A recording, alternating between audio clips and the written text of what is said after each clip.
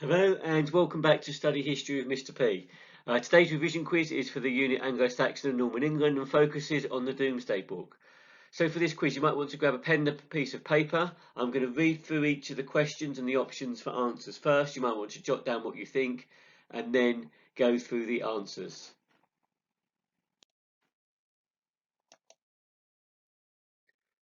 Okay, so here we go.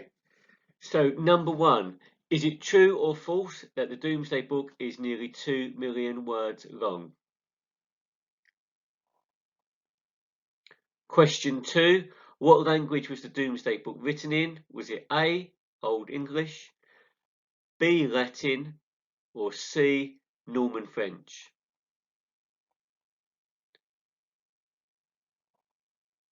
Question 3. The Domesday Book was commissioned, which means ordered, by William at Christmas 1085. Where was it commissioned? And hint, this was in a cathedral city.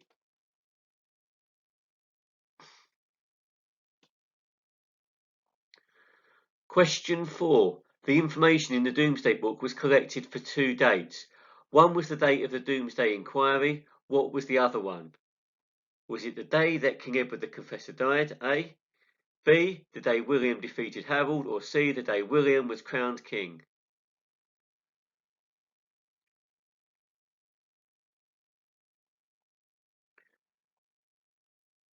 Question 5. Inquiries were held all over England to find out who the lawful landholders were in each estate. Witnesses were used to find out the truth where claims were disputed. How many witnesses were involved in the Domesday survey in total? Was it A. 600, B. 6,000, or C. 60,000?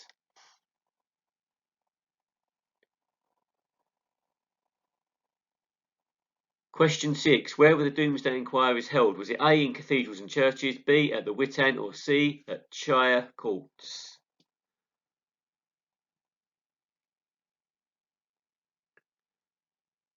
Question 7. The Domesday Book was not called that at first. It was also referred to as the King's Book or other similar titles.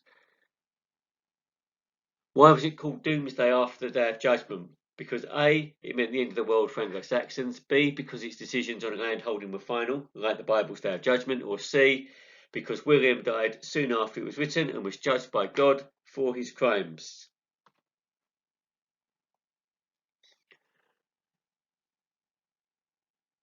Okay, question 8. The Domesday inquiries included questions about how many slaves were on each estate. Is that true or false?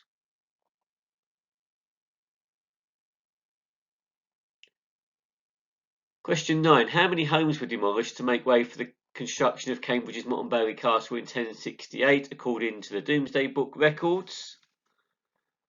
So that's quite a tricky one, that one. As is question 10. A quarter of the statements about landholdings in Cambridgeshire involved complaints about Pico the sheriff, but Pico got away with most of his land grabs by intimidating witnesses into backing up his claims. What ordeal did his witnesses undergo to prove that they were telling the truth?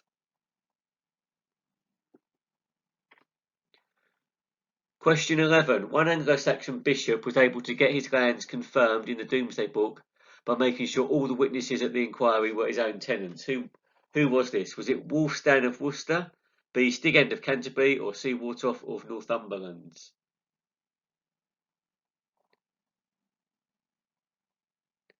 Question 12. In the village of Bourne in Cambridgeshire in 1066, half the village lands belonged to 23 peasants known as churls. What had happened by 1086? A. No change. B. More than 10 churls had become villeins and now had to pay rent for their land. Or C. All the peasants had become slaves. Okay, so just 3 to go. Number 13. One Norman lord gained control over a local market and the money it generated by moving it where? A. Into his castle, B. Into a burgh, or C. Into a new earldom, a march earldom.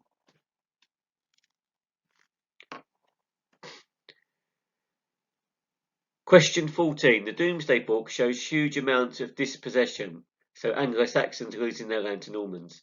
Of the 500 barons recorded in the Domesday Book, how many were Anglo-Saxon, so English, in 1086?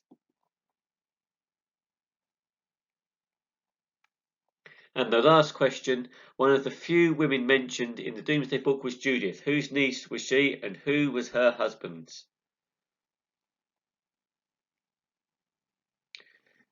Okay, so pause this video if you need a bit more time to look at these questions and do the answers. Otherwise, I'm going to move on now and go through the answers with you. So question 1, it is true that the Domesday Book is nearly 2 million words long. Question 2, the Domesday Book was written in B Latin. Question 3, the Domesday Book was commissioned in the cathedral city of Gloucester. Question 4, the information in the Domesday Book was collected on 2 dates. One was the date of the Domesday Inquiry, and the other date was the date that Edward the Confessor died. And this was because William never accepted Harold as the king, so therefore he took the date of the start of his reign as from when Edward the Confessor died.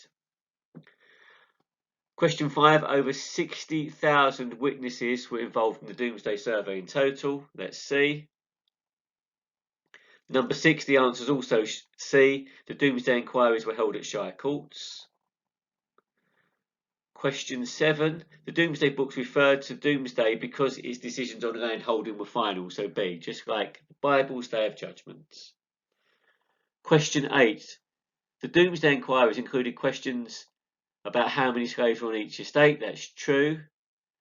According to Domesday records, 27 homes were demolished to make way for the construction of Cambridge's Mottram Castle in 1068. And the ordeal that Pico's witnesses had to undergo was the ordeal of judgment by God, which was healing after boiling water was poured on their hands. It was number 11, it was Wolfstein of Worcester who made sure all the witnesses at the inquiry were his own tenants. And by 1086, more than 10 churls, former free peasants, had become villeins and now had to pay rent for their lords. Number 13, one Norman lord gained control over a local market by moving it into his castle.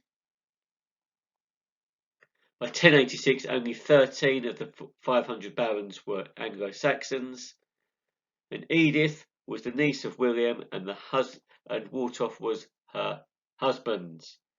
Okay, so well done. That's a super tricky quiz, but one to get you really into nitty-gritty of the Domesday Book.